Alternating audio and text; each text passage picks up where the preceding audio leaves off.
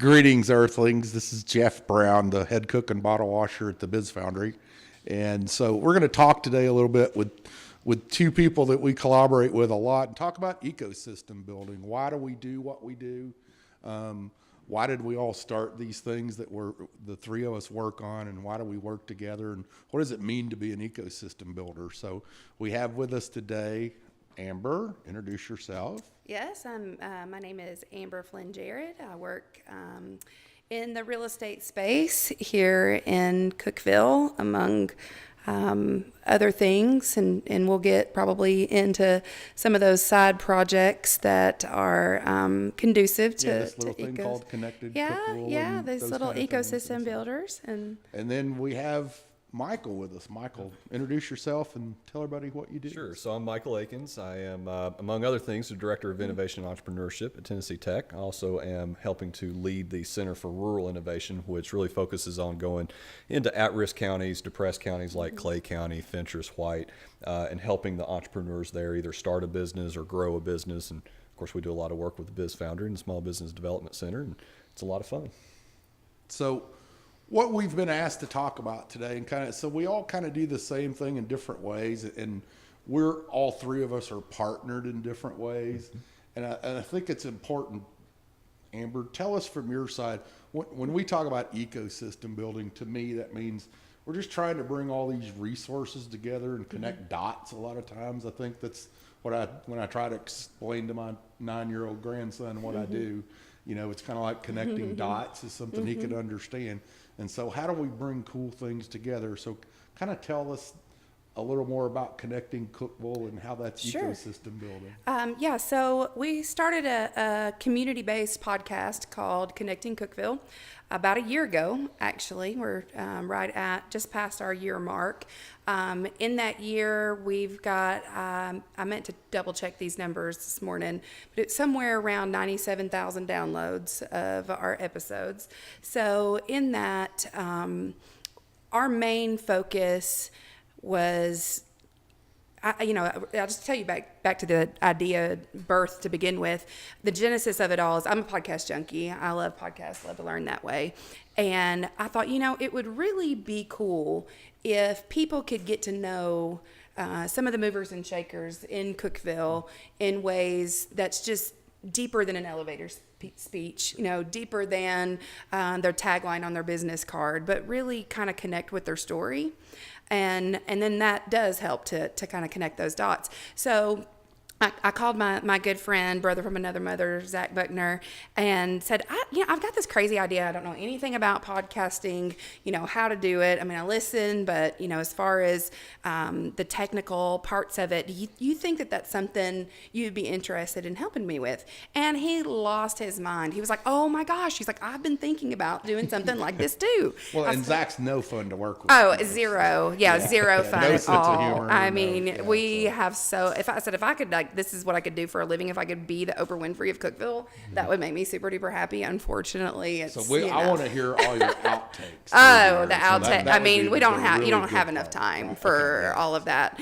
But what I told him is I was like, let's see if we can create a space where business owners, entrepreneurs, community influencers, thought leaders can come and just really organically share who they are, what their vision is, how they got started in their business, what their nonprofit is up to, it's a vast kind of plate there, but it has just been an absolute blast. But that is exactly what it is. It's putting people in places where you think people, right? I mean, like you think the mayor, or you think some people who run a certain nonprofit. But when you really get to open up the inside, and they begin to tell their personal story, I mean, that connects you on a different level. And then all of a sudden, those doors open, those dots connect.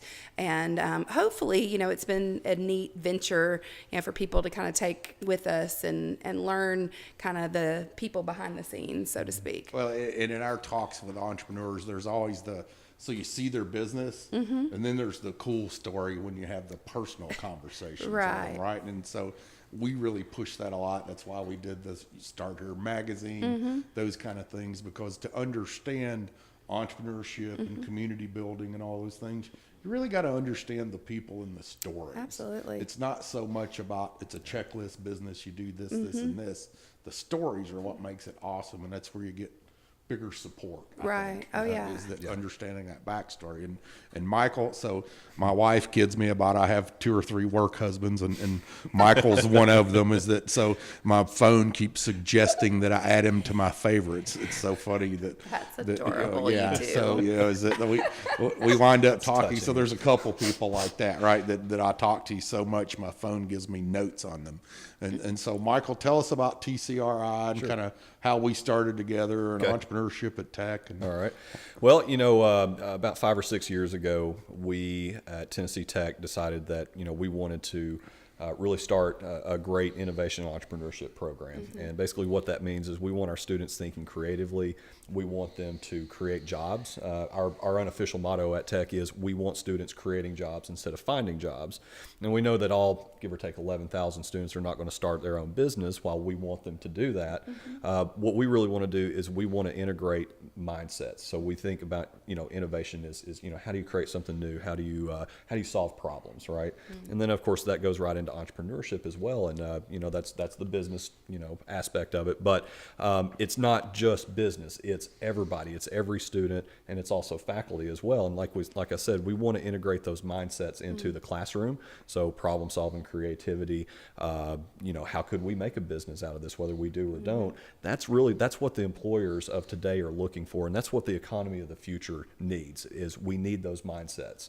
But like I said, we want students creating jobs, and one of the things that we do that's a lot of fun every year is we have an annual pitch competition called EagleWorks, and we work with the Biz Foundry. We work with the Small Business Development Center to help the kids basically prepare for this competition. And what we require is we require students to create a business plan.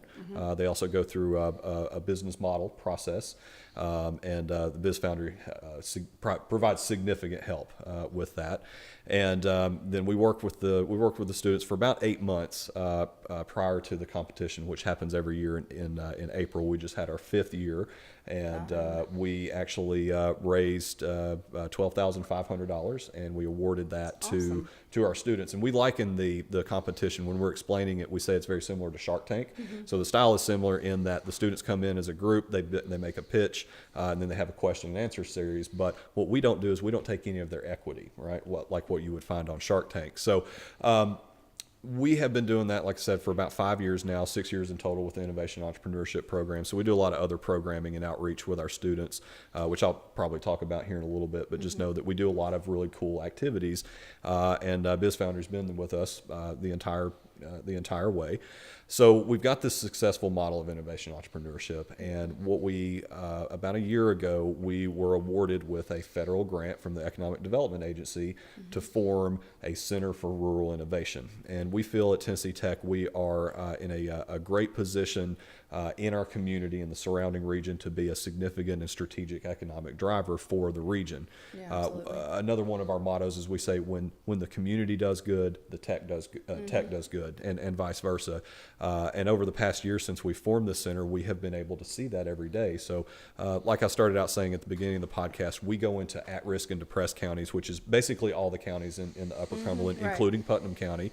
And what we'll do is we'll identify people who want to start a business, and we can, like Jeff said, we connect the dots. So maybe they've got an idea and they need to really kind of build that idea up. We can send them through the business or through the Biz Foundry.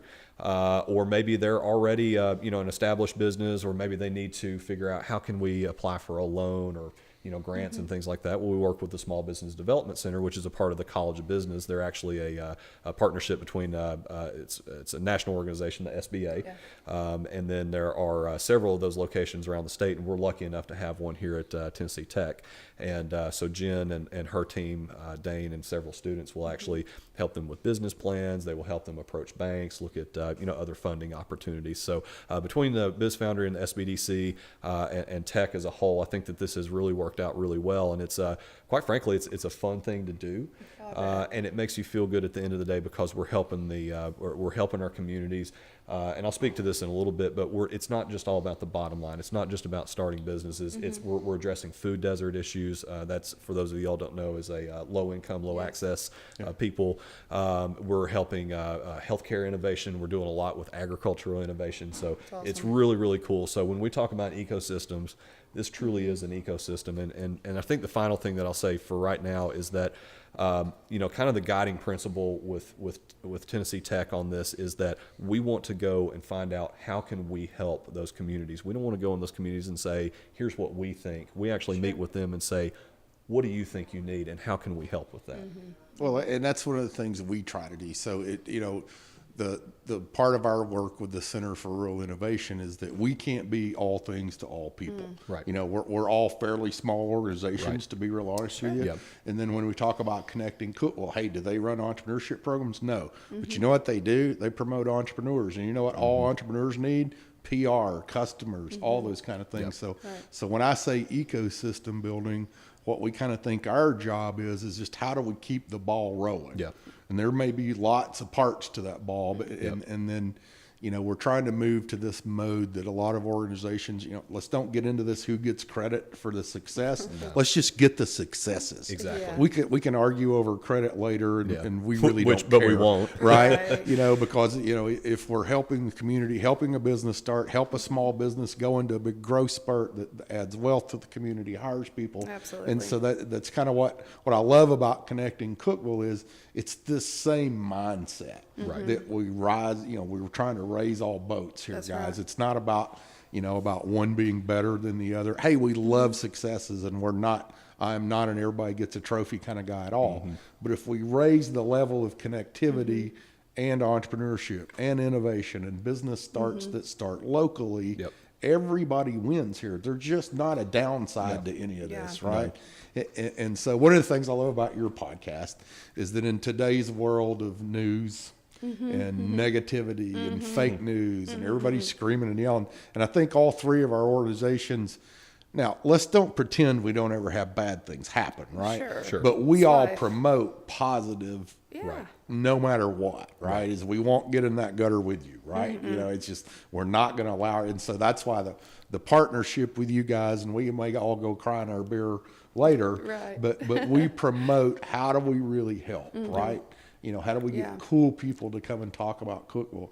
And I think it's just I'm amazed at the numbers you get for knowing a whole world of podcasters. Yeah. And maybe it's just because you and Zach are so crazy and funny. I don't know. but I you don't guys are really just think doing that we're a that great funny. job. I don't know. Maybe we are. Maybe that's but, the secret sauce. it's interesting because what it's actually allowed us to do that I never really saw as being a byproduct is kind of help other business owners, entrepreneurs, and organizations, be able to promote themselves through social media. I mean, at this point, listen, we have those kind of numbers, and I never actually followed through with putting us on iTunes. Like I mean to, like I meant to do that, but I just haven't yet. We're 43 episodes in, and We'll get around to it, I have right? 4 other full-time jobs. Like, you'll get around to so, it. but what it's been driven is really purely social media.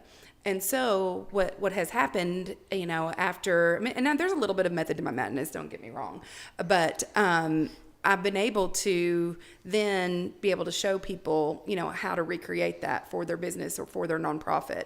And, it's funny, because of the kind of exposure that we've been getting, I'll have people say, okay, can you help me? Which obviously I don't have a social media management company or anything like that. That's not one of the companies that I do run. Really, I just, out of goodwill and friendship say, well, let's sit down. Let's talk about it. How can you promote yourself? What is the best way to look at marketing from an outsider's perspective? This is what I see. Is that what you're trying to portray to your community? And then, what are some analytics and the things that you can do on the back end with, Facebook and Instagram advertising to be able to work your target market and, just whatever little value that we do have, we can bring that to the table too. And it's completely a relationship based world, that I live in. Anything that I do in business, you can boil it all down to it's relationship centric. So when you talk about building ecosystems, if people could realize in a small town, which Cookeville, as much as we've grown, we are still very much still a small town. And in a small town, I would live and die on the sword of relationships. I mean, I can look at the 4 businesses that I have, and every bit of success comes from a relationship that I've got with a client. Very little of my business is cold business.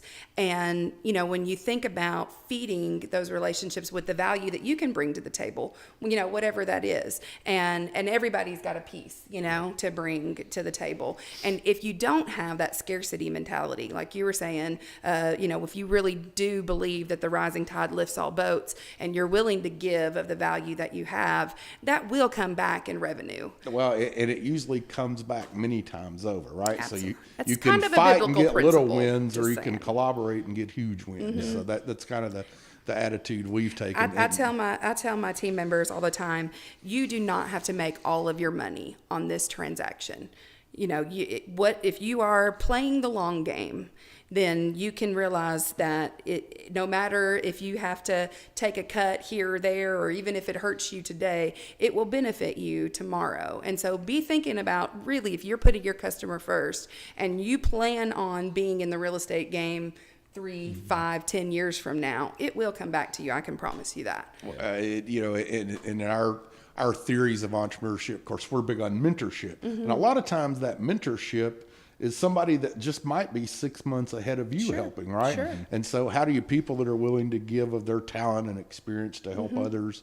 And so that's a whole lot of what we work on. And of course, we do a lot of what we bring to the Tennessee Tech, the students and the faculty, is we bring these mentors that can come in and give them exposure to real world things. And, talk to them about things that until you've been in the world, you don't even know these things exist. Yeah, good like or bad. somebody You don't know to say. you don't know to ask what you don't Exactly. know to ask. Yeah. And somebody who can can't just be avoid a real for pothole. 5 minutes and say, hey, owning your own business sucks. Yeah, right. Like 90% of the time, you're going to hate your life. You're going to love it, but it's freaking hard. Well, so I've always used the same analogy as raising children, right? So you love them to death 99.999% of the time, and you want to choke them 1%. So, and Mine's usually the other way around. and the other side of it is there's no instruction book. I didn't get one when my daughter was manual. born, and I haven't run No. into anybody. And so, entrepreneurship is a lot the same way. And I think in this world of ecosystem building, there's no instruction book, right? It's just, you got to figure out what fits your community. How does everybody benefit as you move forward? Don't get, and the other thing we try to talk to people when we're starting them working on their business, as we say, not in their business, but to do a self-assessment, right? What are you good at? What are you not good at? Self-awareness Right? is everything. And so for we as entrepreneurs. organizations have to be willing to say, we're good at this, but we're not too hot at this, right? And Michael, honestly, I've had this talk, and everybody knows, universities sometimes don't think that way. They tend to think we're good at everything. Right. And they may be. But what if you're not, right? And so I think that's one of the reasons why the 3 of us and some other groups here work together so well, is we're going to say, okay, we're really good at this, but, man, I could use some Amber, help you're over way here. better at this. Or, we get someone that needs help with some social media work. Man, she'll spend 30 minutes with you, and no, you don't have to pay her. She'll either do it or she won't, right? Exactly. She doesn't get paid for that. And so Michael and I try to take that a lot to when he's out doing the center activities, is all he needs to know is when to call us, not necessarily how to do what we do. And same with him, right? If we run into somebody, okay, we can help you with this, but you probably need to talk to Michael for this. And you need to talk to the TSBDC. And I think we confuse people sometimes. But why do we do this? Why do we try to bring in this bigger and bigger circle? And Michael, you've changed a lot what you're doing in the last 6 months with the TCRI. It's always changing, right? And we approach everything in a very agile manner, methodically speaking, but also just in general. It's you constantly, just like an organization, constantly needs to be changing to outside forces, internal forces.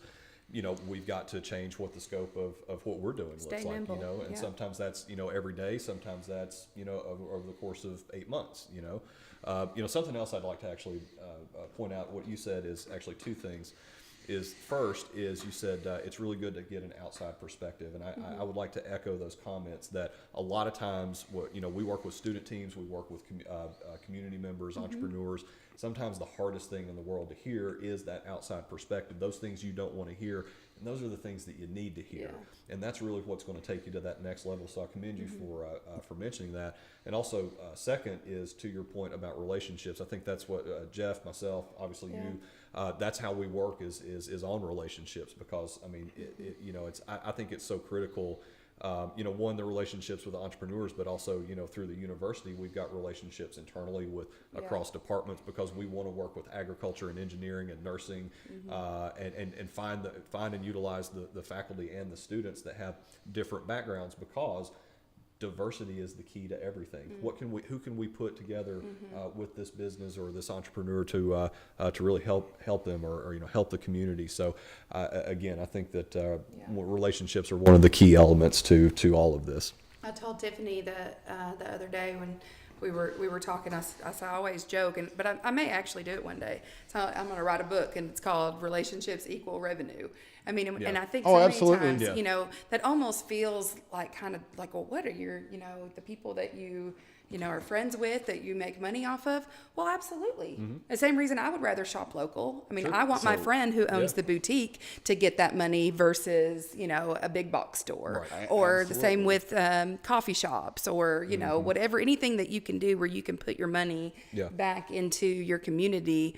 And I just see it all the time. If you're giving value out, I mean, that revenue is coming back in, and it really does happen organically. Yeah. Now, the resources that you guys have, and like, I was super excited to even find out that that whole center was going on at Tech. Like, apparently I was living in a bubble, up until about a year ago, that I became really more familiar with what you guys are doing, because it's almost like it's either or. Like, you either choose the university path, or you choose entrepreneurship. Sure. And so to see the marriage, absolutely. of that, I mean, how much more equipped will the kids be, or I mean, non-traditional students like I was, coming out of school. Which You're non-traditional? I know I'm non-traditional in like every area of life.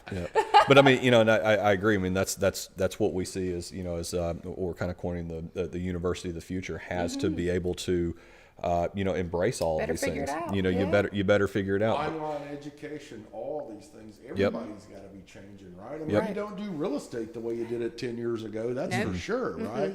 And so, so that's just one of the things that I've been impressed with. So we as an organization always think we're moving too slow and we're not getting enough done. And then we go to other areas. I spent last October and November in West Virginia, and to see some of those areas, man, we're 7 years ahead of them. So it really made me feel good about what we've been able to accomplish. But that's part of what when I go to those areas to speak is, guys, one of you can't take ownership. I mean, somebody can lead it. That's okay. Sure. And one of the things I try to tell them is that you got to let the entrepreneurs lead it also. I mean, it can't be, again, government or somebody telling them what to do every day. Let the successful entrepreneurs that are going to be the teachers and mentors and the pay it forward kind of guys, let them kind of lead this movement. And so a lot of the programs we start, we tell them, we're going to give you a place to meet, some promotional backing, and we'll buy the beer, and you guys make this what it needs to be, right? And so it's just that, it doesn't have to be our rules. I mean, that's where the good stuff happens, is what does this collective group want it to be, and go forth and be fruitful, right?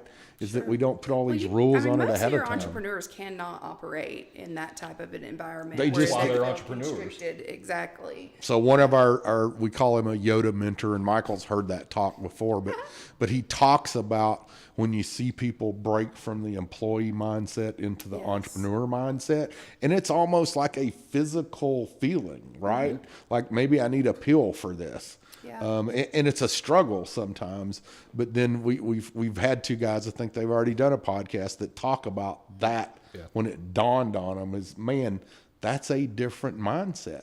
Yeah. Right.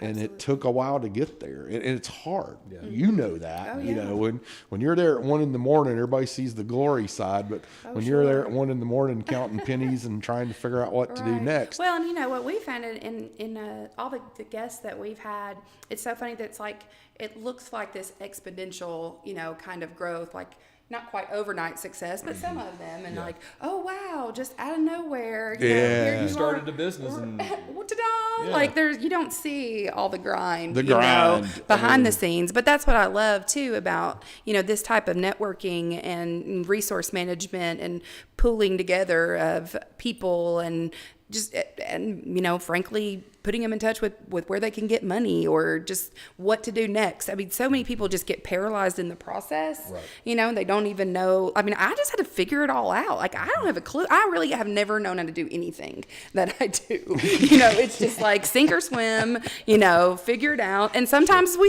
sank, you know, and then you get back up and okay. But, you know, a lot of times failing is the best thing that you can do. Yeah. What is it? I'm sure I'll butcher the quote, but Elon Musk says if you're not failing, you're not innovating Yep. fast enough. Exactly. Yeah. And then they'll also tell you, you know, whenever you fail, you're going to learn a lot more from that, or you're going to quit. Yep. But you're going to learn so much more from that and what not to do. I think Jeff says So a lot of failure's times- okay Yeah, if you failure's learn okay. from Failure's it, right? fine. If you don't just wallow in it. Yeah. We have extra Failing forward. That's we have what we things call it where in we my talk office. to the kids about, you know, failing is good. We actually ran a program called Governor School for 3 years where we Oh, have yes. The cream of the crop who Yes, the cream of don't the are ever crop. never used to failing. high school students, 30 of them, they would come and live for a month as an actual admitted Tennessee Tech students. And on one of the first days, I would tell them, this program is intentionally designed to make you fail. You cannot go through this and not fail at least awesome. once. And of course, they're just sitting there with wide eyes. But what they learn over the course of the summer is we're not teaching you to fail. We're teaching you to how to be resilient, spring back from that, Yes. learn from your mistakes. So it works. You got to fail. Yep. Yeah. So when you think about ecosystem building, Michael, I'll reverse the order here. So what do you want to see TCRI, especially in Tennessee Tech, do? How do you know? What's your part? How do you see this going forward, Right. and all the Right. things we think about when we're Okay. trying to decide what we should be doing? Sure. right? So, kind of I guess the canned answer for that is I really do want to see this be proliferated all across our Upper Cumberland region. We actually have a 44 county region. We basically go from Middle Tennessee to kind of northern East Tennessee. I want to see a presence of TCRI in all of those communities at some point in time. The grant that we have right now is for 5 years. We're almost finished with our first year, so we've got another 4 years to go. What I would really like to do is I would like to see that grant renewed because there are 13 or 14 other universities in our region, so Georgia Tech and various others that do the exact same thing. And some of those, like Georgia Tech, they've been doing them for over 20 years. They've been doing them. One of them, I think, has been doing it since the 70s. And I really would like to see this continue to proliferate throughout our region. I want to continually, define and redefine what we think is success, right? We talked earlier about how you want to make agile and kind of be able to react to different forces. Well, ultimately, the pie in the sky dream is with TCRI is we would love to take a county that's considered depressed, and I should take a second to say the Appalachian Regional Commission. Says that they rate counties based on various economic indicators, and a depressed county is kind of at the bottom, and an at-risk county is just a little bit better. There's only a handful of counties in Tennessee that are actually out of that designation. But what we really want to do Mostly the major metropolitan metropolitan ones, the ones that you would expect. But really, again, the pie in the sky dream is we want to be able to move that economic needle in those counties. So if we've got a depressed county that we're working with, what can we do to get them to at risk, or what can we do to get them even above that? So that is, that's kind of what I would love to be able to see is every presence that we have, what can we do to move that economic needle? And, whether that's an attainable dream or not is really not the point. The point is that with that goal, with that vision and mission, we can accomplish some great things, and we can do it, and we have to do it, with our partners, and as we go into these counties, we are helping the people that need help. But what we're also doing is we're making a lot of great relationships with established businesses that also want to help. We're making relationships with government entities. We're making relationships with private entities. And, through that, kind of like I teased a little bit earlier, we're able to really help the counties in more ways than just the bottom line, because it's not just that. And, going back to your relationships and talking about being in the ecosystem, you got to be able to help your community too. So, we really want to be able to help in areas of healthcare. We want to be able to help, shall we say, less fortunate families be able to provide a way to support themselves, and that's not also always necessarily a business aspect.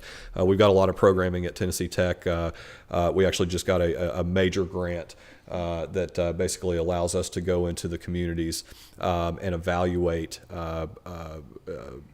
families that are at risk and need some help, and we actually focus on their early childhood education, and so we can partner up with our other organizations and groups on campus to be able to do that. So really, building this ecosystem, it's raising that economic needle. It is getting those businesses off the ground, but it's so much more than that. How can we feed people? How can we get them better healthcare? How can we get nurses that work at a hospital, how can we, raise their quality of life? How can we work with, and I'm just making up random examples here, but some of the things we want to do is, what can we do to help improve parks? Or we actually went into Clay County. It was the first county that we worked with, and when we had a meeting with their chamber, we invited educators, community members, just a plethora of different people, because we want all those different mindsets and backgrounds. And we said, okay, what do you want?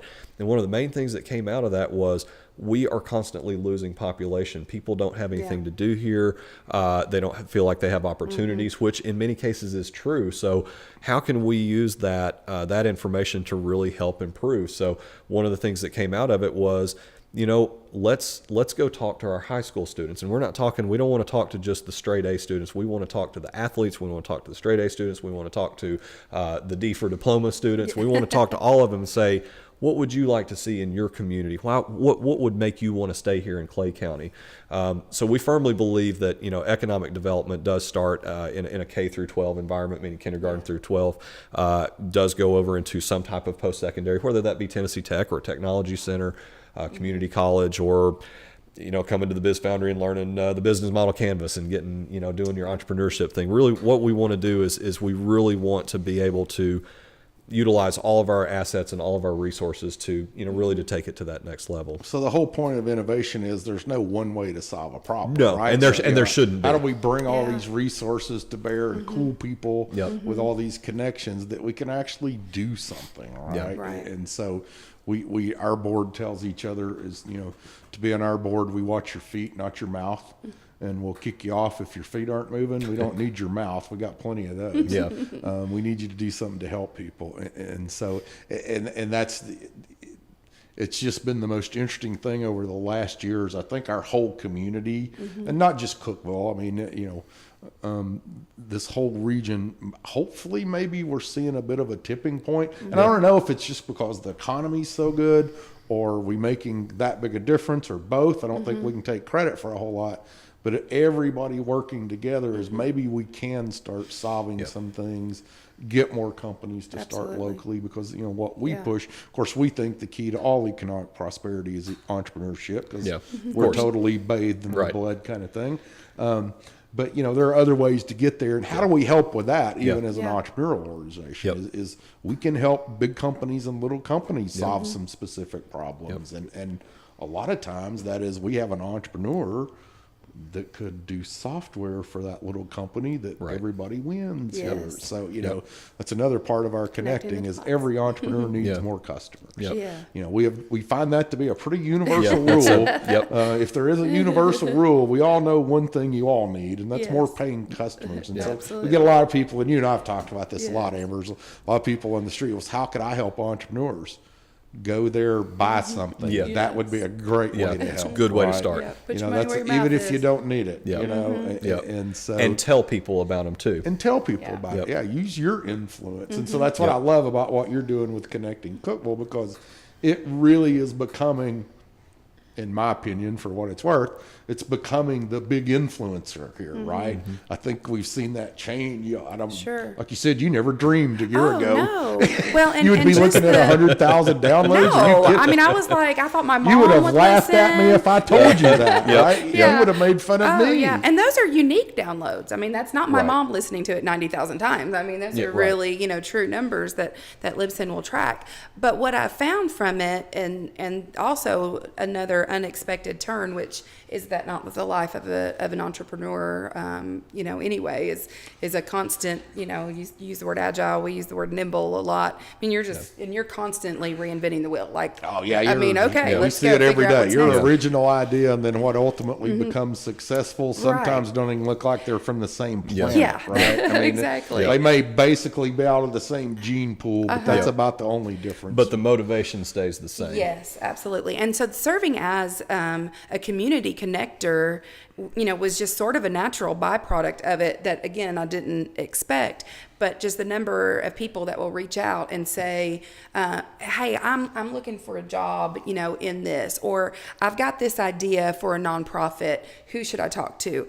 Or I've got a washer and dryer that I need to donate. I get that one a lot. I have this or that. Could you tell me what's the best organization? Or, and really just being able to be, today I got a text. I'm going to form an LLC. Can you direct me to a CPA? It's just all of those kind of different community connections, putting those dots, together. So you bring up an interesting thing, because a lot of community organizations kind of we can't recommend anybody, right? And I think that's one thing that my organization and you especially is.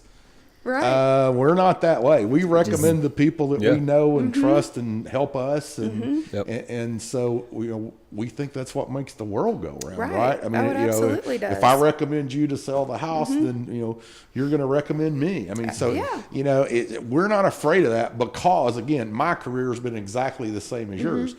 Everything I ever did that mattered in the least was relationship based. Yep. Now, there are huge online businesses that Sure, but it's still relationship based, right? I mean, you're talking about a different so demographic, now you have a different digital market share. relationship with a company or an entrepreneur. Well, is that not what branding is? Exactly. I mean, it's me making a relationship with you as a perfect stranger That they can that you identify can with you. connect through my branding. And it's kind of funny how I tell the girls all the time, I get so mad when somebody says, when I meet somebody for the first time and they go, so what do you do? I'm like, ugh. It's like, all right, I got to get back at it. Keep that marketing up, get myself out there, because you spend, thousands of dollars, trying to get your name and your presence and your brand, out there. But then, last week I'm eating lunch at Outback, and the little waitress, who wasn't even waiting on us, she was in another section. She came over and she said, I'm sorry if I keep staring at you. I hope you don't find this weird, but I watch all of your videos on Facebook. You're the real estate lady, right? And I was like, you're 20 years old and probably not buying anything for the next 10 years. You may not be my target market, but high five, sister. Thank you for. Yeah, she'll tell somebody else that's sitting there from out of town ordering a whatever. steak. And But remember really, you as well. Right. And you know what? I'm playing the long game. Back to that. In 10 years, I I'm still joke gonna be about here. in my 25, 30 years of entrepreneurship is that I think I've figured out maybe about 60% of marketing, and the other 40% is voodoo. Right? Ninja. There are people who know how to do that I think they are some kind of voodoo Yeah, princes or something, because that's my take on it. But in Well, a and joking that's a manner. whole nother area, talk about ecosystem building, that's a whole nother area that is every day evolving, and changing. And one of the things I love about the Biz Foundry and the happy hours that you guys have is being able to come and talk to other people. And because I'm in that space, maybe I pay attention, but I mean, I love watching people, the Turkules guys, their branding, their marketing is freaking genius, and just love picking the brain of people like that. It's basically all based on the mentality of a 7-year-old boy. I mean, apparently I find that hysterical. Yeah, Because exactly. it is. Exactly. And it is genius.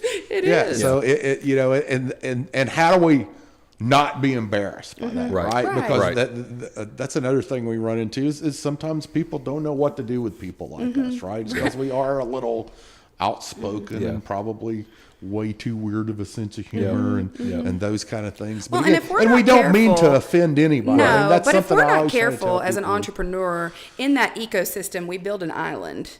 And a lot of times, I mean, because it is tough and your family members don't understand, and are you going to get a real job, or, exactly. what is this, So honestly, how many times have you been asked that question in your career? When are you going to get a real job? Well, mine is always like, do you not have enough going on? Like, why are you doing that now?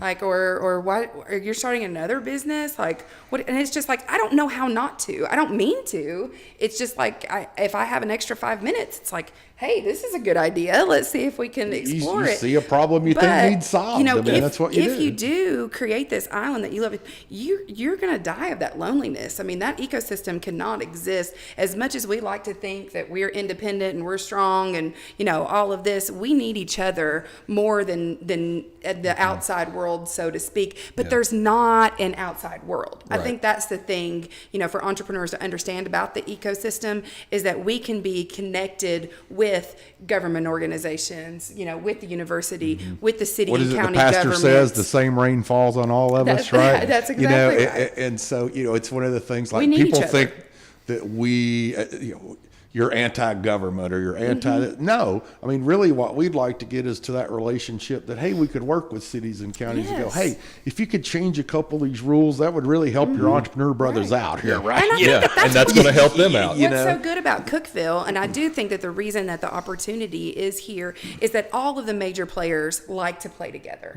I mean, the way that tech and the hospital and the city and county government are willing to sit at the same table to accomplish some goals, that is huge, and that sets us up for an economic system that everybody can win. I mean, it's like, our first 4.5 years, the city and the hospital donated the use of a building. Now, they weren't using it, and it didn't cost them, but I mean, that was huge for us starting out, because I see the other entrepreneurs centers in the state. I mean, they were spending $3,000 and $4,000 a month on a building that we didn't have to do.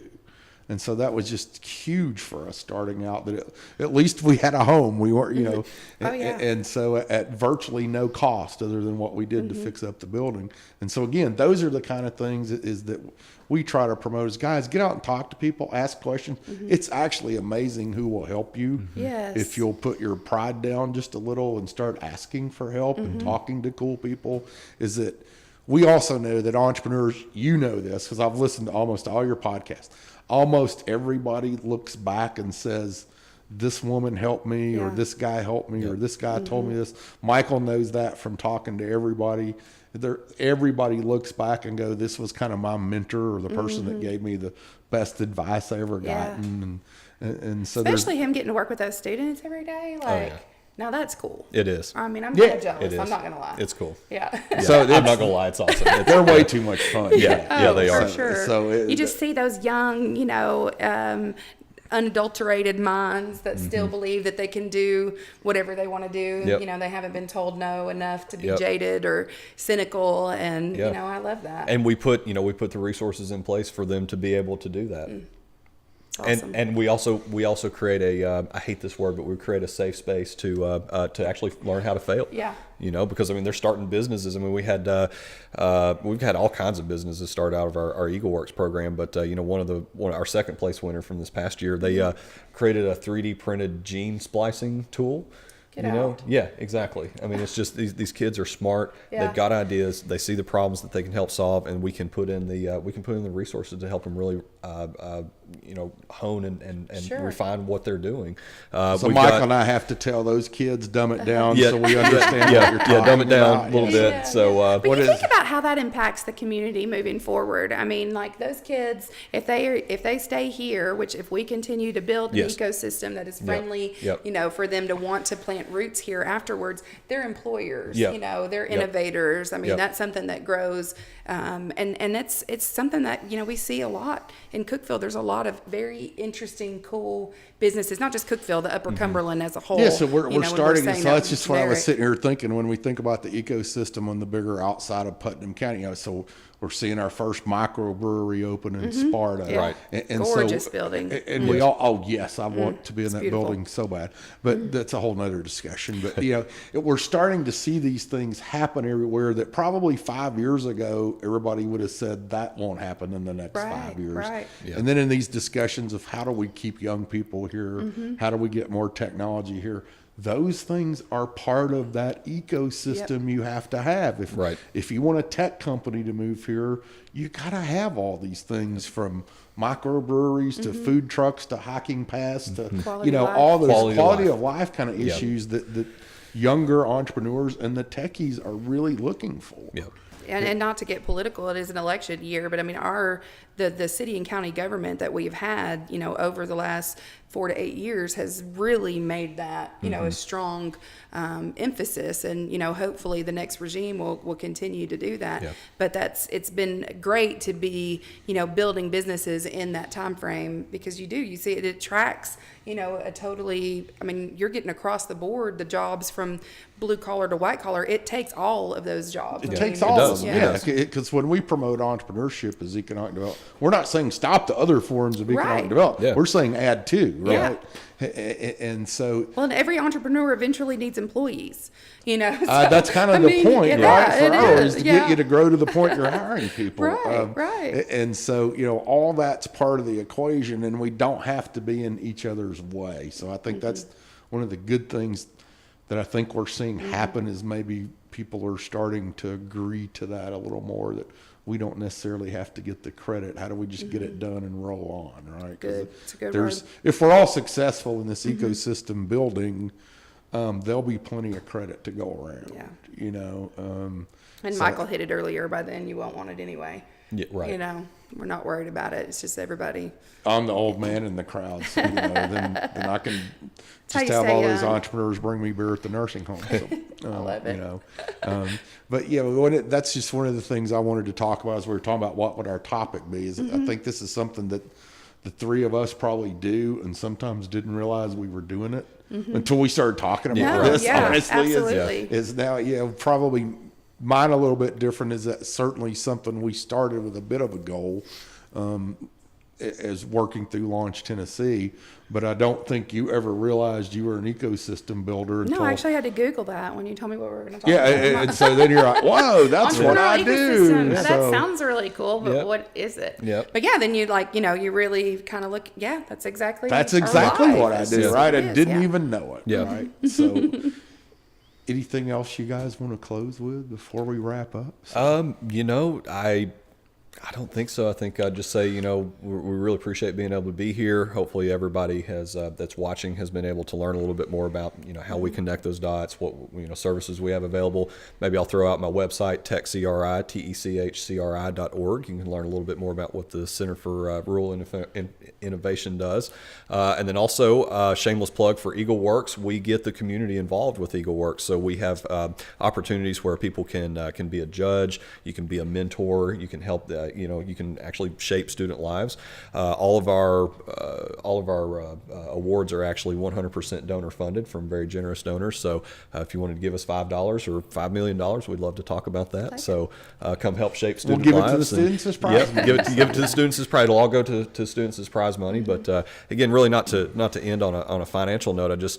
I really think that, you know, I go home happy at the end of each day. I sleep really well, and I wake up and I think, what's going to happen today, and who am I going to be able to help, and who am I going to be able to meet? So, you know, you never know. You might wind up doing a podcast with another entrepreneur and that's ecosystem right. builder. So thank you, Jeff, for all the, you know, services and resources that you've been able to put into place for Tennessee Tech. We really could not do it without your help. And, Oh, absolutely. Thank you guys for being here. And I guess one of the things I want to say is to hopefully, you know, the more than 3 people that listen to this is, you know, don't be afraid to come to like the 3 of us and ask the Yes, stupidest ask. question That's exactly ever, right? what I was going to You know, say. You're 'cause- taking the words out of my And mouth. honestly, let's don't pretend for a second that we always have the answer. Oh, we very no. seldom have Yeah.